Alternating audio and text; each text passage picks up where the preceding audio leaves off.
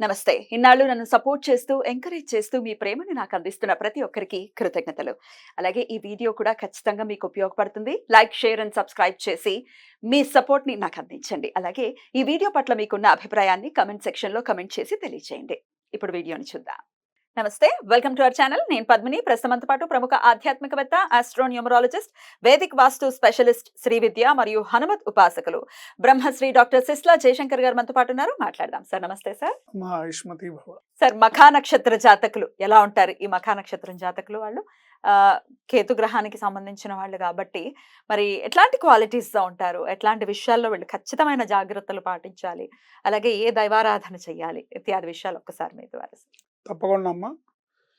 మఖా నక్షత్రానికి కేతు అధిపతి. 5 నక్షత్రాలు ఆందోళనకరంగా పెడితే, అంటే ఒక అలైన్మెంట్లో లేకుండా చిత్ర విచిత్రంగా ఉంటే ఎలా ఉంటుందో మఖా నక్షత్రం ఆకారం అలా ఉంటుంది. వీళ్ళు జ్ఞాని, వినీతశీలురు, స్థిరవైరి, సజ్జనుడు, మంచివారిచే శ్లాఘింపబడును, క్రూరుడు, బహుభృత్యులు అంటే జ్ఞాని అంటే మంచి ఇంటెలిజెంట్, వినీతశీలురు. వినీతశీలురు అంటే తెచ్చిపెట్టుకున్న శీలం, అంటే కేర్ఫుల్గా తెచ్చిపెట్టుకున్న శీలం. అంటే నేను ఇలా ఉండాలి అని ఉండటం, ఉండాలి అన్నట్టు నేను శీలవంతుడని కనిపించడం, శీలవంతుడిని ప్రదర్శన చేసుకోవడం. రియాలిటీ అంత ఉండకపోవచ్చు. స్థిర వైరి, స్థిరత్వానికి వైరం కలిగి ఉంటాడు, అస్థిరత్వం కలిగి ఉంటాడు. సజ్జనుడు, మంచివారిచే శ్లాఘింపబడును, మంచివారితో పొగడతలు తీసుకుంటాడు. క్రూరుడు, బహుభృత్యులు అంటే విభిన్న మార్గాల్లో ధనాన్ని ఆర్జిస్తారు. ధనము, భోగము కలిగి ప్రాపంచ విషయ వాంఛలు కలవాడు. అంటే వీళ్ళ దగ్గర డబ్బు ఉంటుంది, దాన్ని అనుభవిస్తారు, భోగభాగ్యాలు ఉంటాయి, భోగభాగ్యాలందు ఆసక్తి ఉంటుంది, ప్రాపంచిక విషయాలందు ఆసక్తి ఉంటుంది. అంటే మహాభోగలాలసుడు, అంటే భోగాల్ని అనుభవించడానికి లాలసత్వాన్ని చూపిస్తాడు, ప్రాపంచ విషయ వాంఛలు కలవాడు. దేవపితృభక్తి గలవాడు, శ్రమించును, తెలివి గలవారు, విశేష లక్షణాలు గలవారినే తమ స్థితికి అనుకూలమైన వారిగా భావించుట. నార్మల్ వాళ్ళని యాక్సెప్ట్ చేయరు. విశేషమైన లక్షణాలు గలవారినే తమ స్థితికి కారణమని వాళ్ళు భావించుట. వారు తప్ప అన్యులను లక్ష్య పెట్టకపోవుట ప్రత్యేకతలు ఇతరులు. వీళ్ళల్లో తమపై అధీకృతం ప్రదర్శించే వారిని ఇష్టపడరు. వీళ్ళ మీద ఎవరైనా అజమాయిషి చెలాయించాలనుకుంటే మటుకు వాళ్ళు ఇష్టపడరు, నచ్చదు వాళ్ళకి. కానీ తమ ప్రత్యేకతలను దృష్టిలో ఉంచుకొని ఇష్టపడతారు.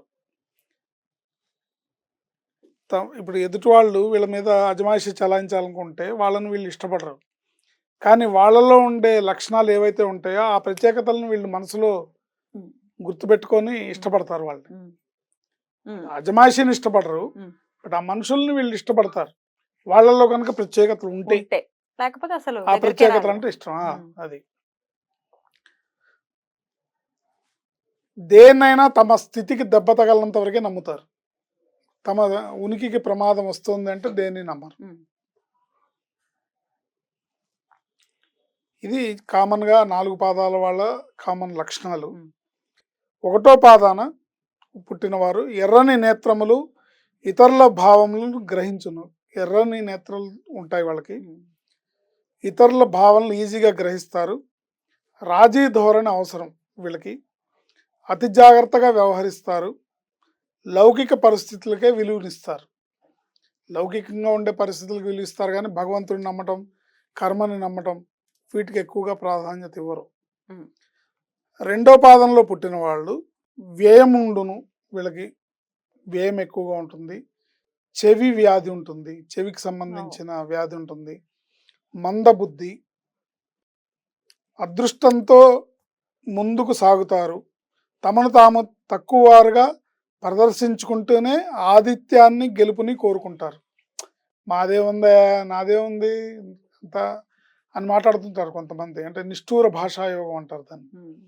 వాళ్ళు నిష్ఠూరంగా మాట్లాడుతూనే తమ ఆధిపత్యాన్ని ప్రదర్శించాలని కోరుకుంటూ ఉంటారు. ఆ, టిపికల్. ఆ, అది తమ స్థితికి దెబ్బ తగలనంత వరకే నమ్మకాలు, తెలివితేటలతో సాధించాలని చూస్తారు ఏదైనా సరే. ఇక మూడో పాదాన్ని చూస్తే బలవంతుడు, టక్కరి, పరధనాపేక్ష.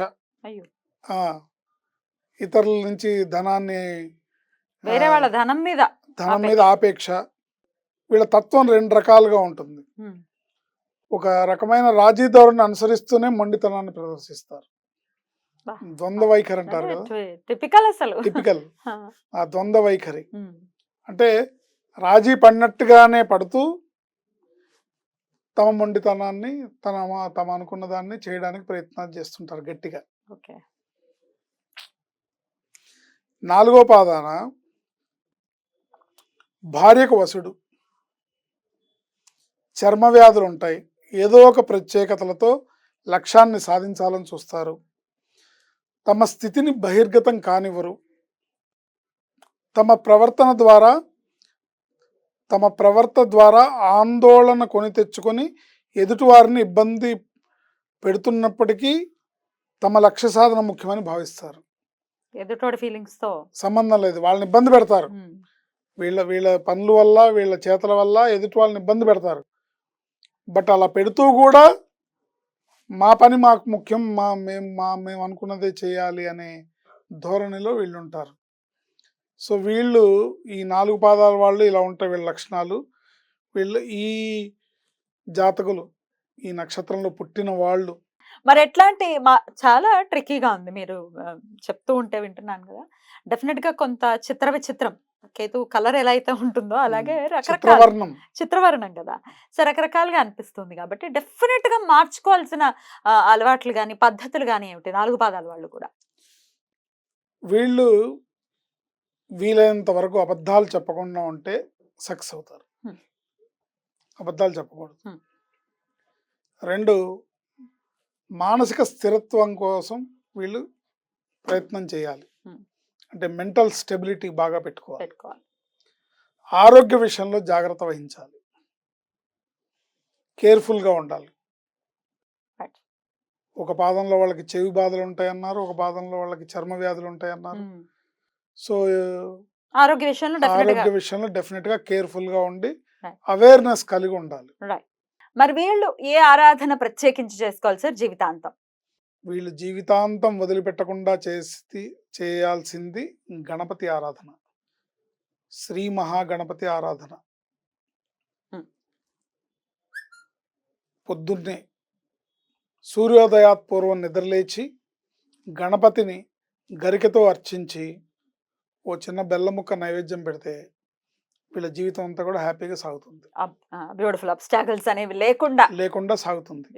ఇంకా ఆ పైన వాళ్ళ స్తోమత కొద్దీ వాళ్ళ జన్మ నక్షత్రం రోజు లేదా చవితి రోజు సంకష్టార చతుర్థి రోజు గణపతి హోమం చేయటం, గణపతికి పూజ చేయటం. జీవితాంతం వీళ్ళు గణపతిని ఆరాధించాలి, గణపతిని ఉపాసించాలి.